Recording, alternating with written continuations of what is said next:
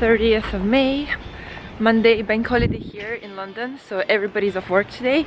And I did some work this morning and now off to meet my friend. And what I'm wearing today is like a tight, well, jersey type woolly green dress, my Converse because of the skirt challenge, and a leather jacket. And of course I brought an umbrella because today the forecast is quite miserable. And now I'm off to Mayfair. It's like one of the super central areas in London to meet my friend for a coffee. She works in like marketing and banking, so whenever we get a chance to meet off her work, it's fantastic. And I'm really loving the feedback that you guys are giving me about these daily vlogs, because I think this is the type of videos I enjoy the most, where I show you a little bit around what I do and also share some thoughts and things that's going on in my life. So I think I might try and upload daily for now. I don't know, let's see how it goes. But thank you so much for your support.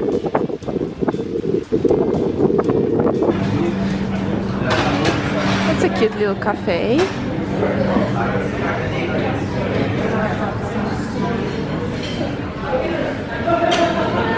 Thank you.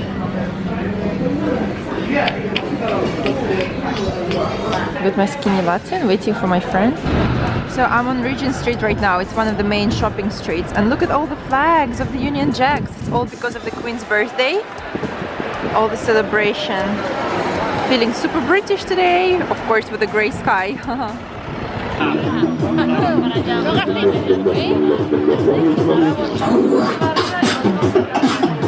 Had a nice afternoon with my friend. We just went to this Royal Academy of Arts and looked at some art, had nice coffee, and now I'm off to a little coffee shop because I want to do some kind of planning for June and start my bullet journaling again, because I think it really helps me to visualize things on paper and plan holidays and things like that. I do love central London, but it gets so busy and so noisy that I just want to get out. I just like being central, but not central.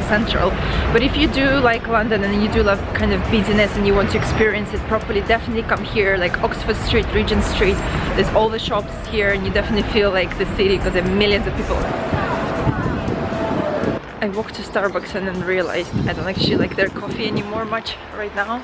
And in the central London there's so many independent coffee shops, so I'm gonna check out one of my favorites. It's called Tap Coffee and I hope they're open today. Oh no, it's shut. No. It's such a nice coffee shop, super cute inside, like a bit industrial type. Oh no.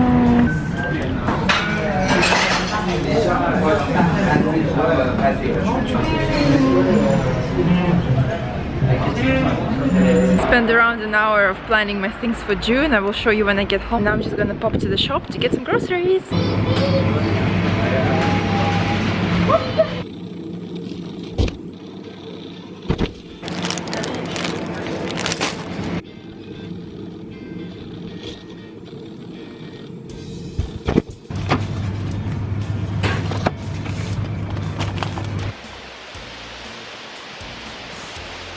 Somebody asked me the other day how much I drink during bikini prep, and I drink exactly 3 liters of water. And even if I'm off bikini prep, I try to drink minimum 2 liters of water because I think it helps towards every single thing in your health. So keep drinking.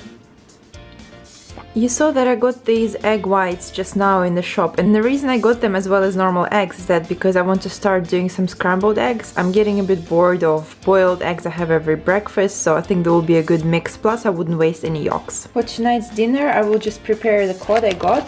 So what I do, I just take the fillet of cod, put it into the foil, as you probably seen in my other videos, and pop it into the oven. Very easy. And I don't actually have any seasoning right now, so I'll just add a little bit of salt. For the vegetables, I just chopped off the cucumber and radishes that I got and a bit of salt. No seasoning as usual. Today I had an interesting conversation with my friend about reaction of people that I get now that I've done a competition and I posted some certain bikini photos on my social media. Some of my friends messaged me out of the blue like, oh my god, let's go to the gym together, I want to know how you train. And it's a funny thing because I was training for 2 years quite intensely and nobody paid attention, and I was eating strict for 2 years, nobody paid attention. But now that I took off my clothes pretty much in the bikini and people see the results, they're like, okay, I want to go to the gym with you now. What do you eat? What do you do? I think it's an interesting lesson to everybody who is trying to achieve something, because for 2 years, literally until this competition, I felt sometimes questioning myself, why am I working out? Do I even look good? Because when you see yourself in the mirror every single day, you don't realize that you're really improving, and without somebody else giving you approval or a little bit of a push, you wouldn't probably go as far as you can. So for me, this push was a casting I've done, and I put the video underneath if you haven't seen it. The casting that allowed me to go to the first competition, and now I'm doing another competition. My friend also asked me how do I feel every day, because she went to the gym recently quite a lot, maybe like 3 times in the last week, and she feels in pain constantly and she feels tired. And she was asking me, is this how I feel every single time? And I said, yes, this is how you feel for 2 years. You'll always feel pain, you'll always be a little bit sore, a little bit tired, and you will always have to eat clean. But it's just a question of how much do you want to have a nice body, how much do you have a certain goal in your mind. And of course, this is a more probably hardcore, and some people want to lose a bit of weight, but you can't just lose weight by training hard and doing a diet and then going back to your old life. You just have to change completely your mentality, your outlook on life, and how you want to live further on. Now I can't go back to having like a lot of cellulite or being flabby. I just can't, because I've seen my results and I've experienced how good it feels, how confident you feel. And a lot of people are completely confident with their body regardless to how they look. One thing that people might also assume is that fit people judge other people who are bigger, who are larger, or who are anorexic. We don't. It's a personal preference, and I completely admire everybody who's confident in their body in whatever shape or form. It's just personally for me, I like how I look right now and I want to be like this. And I also have a little funny goal in my mind. I want to be the coolest grandma. When I'm old and I have, I don't know, grandchildren, great-grandchildren, I want them to say, my grandma was pretty cool, you know, she did this fitness competition, she was a bit of a bodybuilder, and then show some pictures. I just have this vision of being a cool grandma, like a bit of a role model to my grandchildren. If you do have a fitness goal in mind, or whatever goals in mind, you have to think that if you want to achieve it truly and well and execute it well, you need to change something in your life. And I'm not saying change your life completely, but just changing habits. I think habits are so powerful. Every single thing you do, and by changing one little habit a day and staying consistent with it and then adding another habit, it really helps. For me, when I started working out 2 years ago quite seriously, the habit was to keep the diet, and it was quite difficult. I was held accountable by my trainer, and one thing you can do with your diet or with your health is just changing one thing at a time. So for example, start with drinking a lot more water.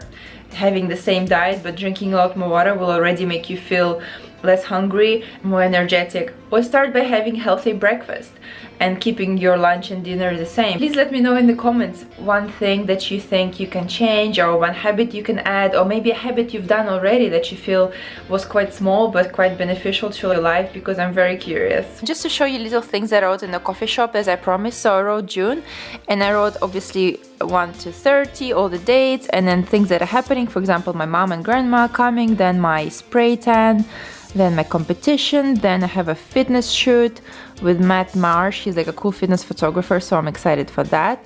Then the next day it's my mom's birthday, so we're going for like afternoon tea. Then I have ballet with my mom and my grandma, and then I have my friend's birthday drinks. And I also have a few tasks, things I want to do this month. So I actually really want to launch my fitness website, maybe more like a blog type, not like a website properly. And I also want to write a fitness story about my competition, my experience, and try to submit it to a few magazines or online publications, see if I can get my name out and just share the story with girls who are thinking about competing.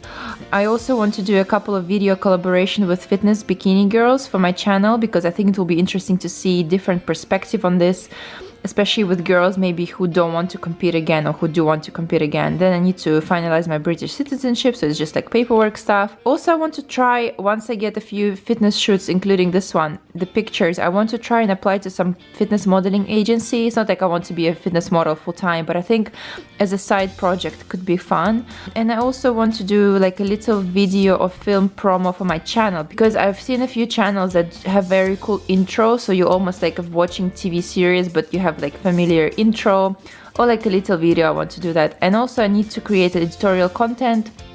I want to do it until August for my work and for my own personal social media, because I think it's very important. And of course right now I do everything on a day, and sometimes it's stressful and I just want to have like content in advance. Then I also did a June tracker. These are the things I think I've shown you before. It's again from 1st to 30th of June, and things I want to do every single day, and I will just color that block once I do them. So I want to keep my expenses because I really want to get my finances in check, and they are pretty much in check, but I don't monitor exactly how much I spend on each category, like food or vitamins or gym, things like that. So I just want to monitor and see where I can save more. 3 liters of water a day. Food log, continue to use the app, MyFitnessPal, and keeping the changes, especially after my competition, because I don't want to go crazy and just put on a lot of weight. Also Instagram pictures for my personal and for my website. YouTube videos, I want to try and keep uploading daily.